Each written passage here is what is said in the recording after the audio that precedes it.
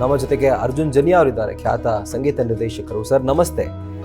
ನಮಸ್ಕಾರ sir, I think ಒಬ್ಬ normal ಲಿಸ್ನರ್ಗಿಂತ ಒಬ್ಬ ಸಂಗೀತ ನಿರ್ದೇಶಕ ಅಥವಾ ಸಂಗೀತದಲ್ಲಿ ಆಸಕ್ತಿ ಉಳ್ಳಂಥವ್ರು ಇವರ ಹಾಡುಗಳನ್ನ ಒಂದು ರೀತಿ ಸೆಲೆಬ್ರೇಟ್ ಮಾಡಿರ್ತಾರೆ. ಅದರಲ್ಲಿ ಖಂಡಿತ ನೀವು ಕೂಡ ಒಬ್ರು ಅಂತ ಭಾವಿಸ್ತೀವಿ. ಆ್ಯಂಡ್ ಅಫ್ಕೋರ್ಸ್ ನೀವು ಒಬ್ರು ಆಗಿದ್ದೀರಿ. ಸೊ ಇವರ ಈ ಒಂದು ನಿಧನ ನಮ್ಮ ದೇಶಕ್ಕೆ ದೊಡ್ಡ ಲಾಸ್. ಇವರ ಹಾಡುಗಳ ಬಗ್ಗೆ ಆ್ಯಂಡ್ ಆಶಾಮ ಅವರ ಬಗ್ಗೆ ಮಾತಾಡೋ ಹಾಗಿದೆ ಸರ್. ಬಿಗ್ ಲಾಸ್ ಹೇಳ್ದಂಗೆ ಇದು ಏನಂತಂದ್ರೆ the most unique voice India. ಇದು ತುಂಬಾ ಯೂನಿಕೆಸ್ಟ್ ವಾಯ್ಸ್. ಈ ಸ್ಟೈಲ್ನ ಯಾರು ರೀಪ್ಲಿಕೆ ಮಾಡಕ್ಕೂ ಆಗಲ್ಲ, ಅದನ್ನ ರೀಪ್ಲೇಸ್ಮೆಂಟ್ ಮಾಡಕ್ಕೂ ಆಗಲ್ಲ. ಅವ್ರಿಗೆ ದೇವರು ಗಿಫ್ಟೆಡ್ ಒಂದು different texture, different way of singing. ನೀವು ಅಬ್ಸರ್ವ್ ಮಾಡಿದ್ರೆ ಬೇರೆ ಎಲ್ಲರೂ ಕಾಪಿ ಮಾಡಿರ್ತಾರೆ, ಬಟ್ ಆಶಾ ಭೋಸ್ಲೆ ಅವ್ರ ತರದ್ದು ಇನ್ನೊಂದು ವಾಯ್ಸ್ ನಿಮ್ಗೆ ಎಲ್ಲೂ ಕಾಪಿ ಮಾಡಕ್ಕೂ ಸಿಕ್ಕಿರಲ್ಲ. ಎಕ್ಸಾಕ್ಟ್ಲಿ. ಅದು ದೇವರು ಭಾರತಕ್ಕೆ ಕೊಟ್ಟ ಒಂದು ವರ. ಅದು ನಾವಿವತ್ತೆಲ್ಲರೂ ಕಳ್ಕೊಂಡ್ಬಿಟ್ವಿ. ಬಟ್ ಎಲ್ರು ಹೇಳಂಗೆ ಲೆಜೆಂಡ್ಸ್ಗೆ ಸಾವಿಲ್ಲ. ಎಸ್ಪೆಷಲಿ ಮ್ಯೂಸಿಕ್ ಫೀಲ್ಡ್ ಅಲ್ಲಿ ಇದ್ದವ್ರಿಗೆ ಖಂಡಿತವಾಗ್ಲೂ ಸಾವಿಲ್ಲ. ಆರ್ಟ್ ಫೀಲ್ಡ್ ಅಲ್ಲಿ ಇರೋರಿಗೆ, ಯಾಕಂದ್ರೆ ಅವರ ಹಾಡುಗಳು ಯಾವಾಗ್ಲೂ ಚಿರಾಯುವಾಗಿರುತ್ತೆ. ಕಂಪ್ಲೀಟ್ಲಿ ಖಂಡಿತ ನನಗೂ ಇದು ತುಂಬಾ ಶಾಕಿಂಗ್ ಆಗಿತ್ತು. ಅವರು ನಾನು ಒಂದು 2-3 ತಿಂಗಳಿಂದ ಅವ್ರದ್ದೊಂದು ಕಾನ್ಸರ್ಟ್ ನೋಡಿದ್ದೆ.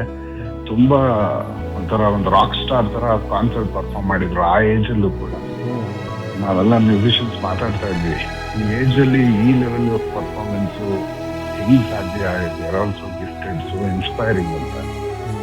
ಖಂಡಿತವಾಗ್ಲೂ ಎಲ್ರಿಗೂ ತುಂಬಾ ದುಃಖ ನೀಡಂತ ವಿಷಯ.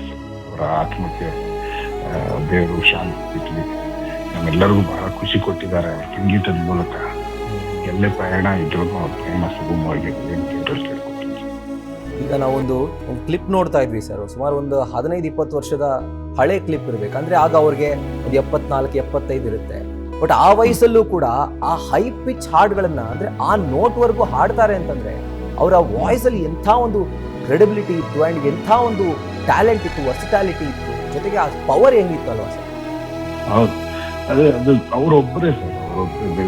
ಅನದರ್ ಆ ಸ್ಟೈಲ್ ಹಾಡಕ್ಕೆ ಇನ್ನೊಂದು ವಾಯ್ಸ್ ಇಲ್ಲ, ಭಾರತದಲ್ಲೇ ಇಲ್ಲ.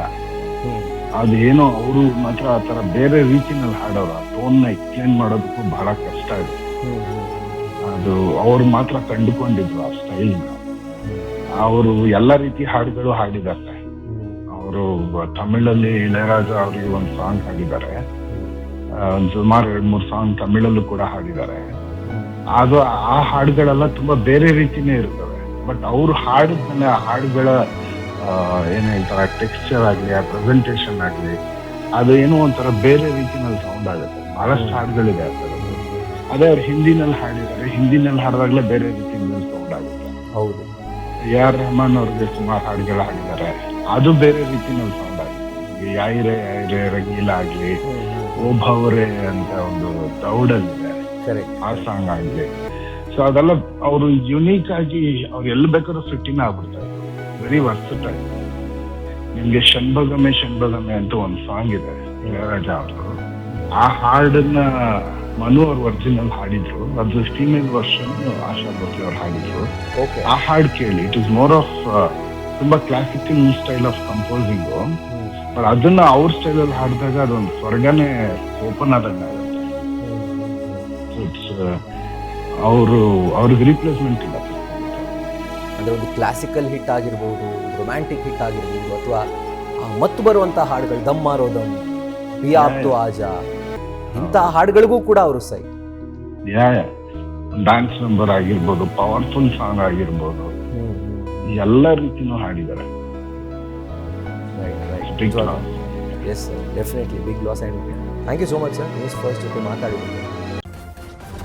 ನ್ಯೂಸ್ ಫಸ್ಟ್ ನಿರ್ಭೀತಿಯಿಂದ ನಿಮ್ಮ ಪರವಾಗಿ.